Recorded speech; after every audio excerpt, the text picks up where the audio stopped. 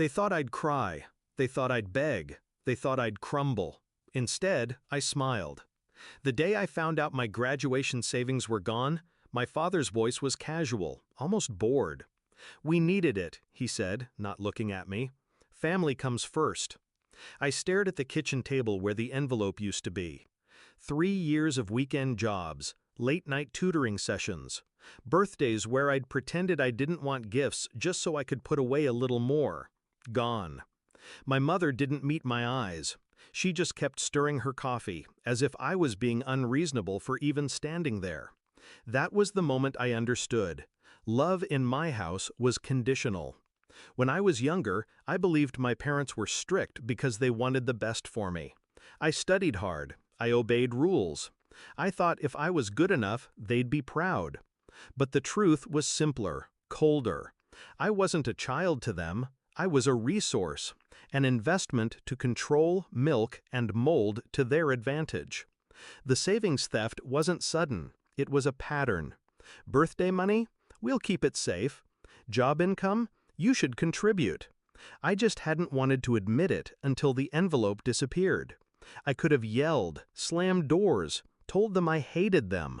But that would have been emotional, predictable, useless. So I shut my mouth, and I worked harder.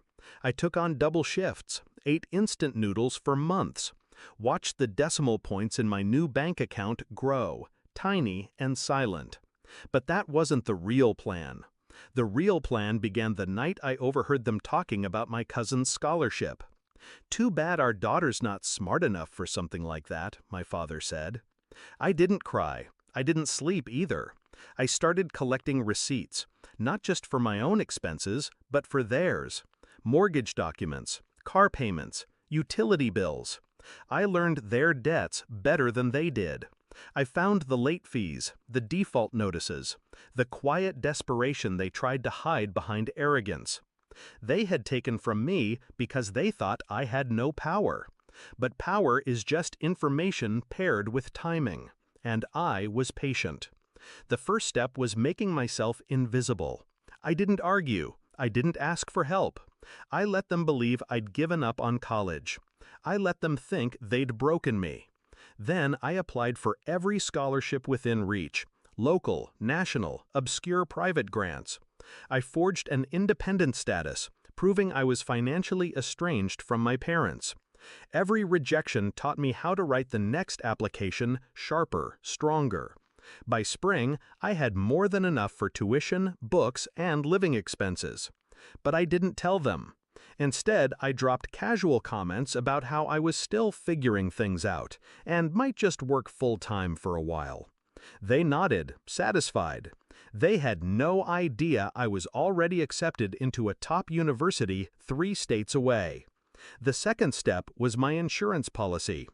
I gathered every piece of evidence showing how they'd taken my savings. Bank withdrawals in their handwriting. Text messages confirming they'd borrowed it. Screenshots, copies, notarized statements from the bank teller who saw them take the cash. And then I packaged it. Neat, chronological, impossible to deny. The night before I left, I told them I'd be moving out. I didn't say where. My father smirked. "Let's see how long before you come running back." I just smiled. "You'll find out soon enough." 3 weeks later, they did. A thick envelope arrived at their door. Inside was my acceptance letter, a copy of my full-ride scholarship award, a photograph of me standing in front of my new apartment, smiling. Beneath that, the evidence, every document proving what they'd done, with a note, "This isn't for the police, yet. It's for you to remember the price of underestimating me." They didn't call, but I know they opened it because my cousin texted me that my parents had gone unusually quiet at the next family gathering. That was the point, not to destroy them, at least not yet, but to leave them with a reminder that I wasn't the powerless child they thought they could drain dry. Sometimes revenge isn't loud. It's not screaming or public humiliation. Sometimes it's living better than they ever thought you could, while they sit in the silence you left behind, staring at the proof that you won. I didn't get my savings back. I got something better. I got free.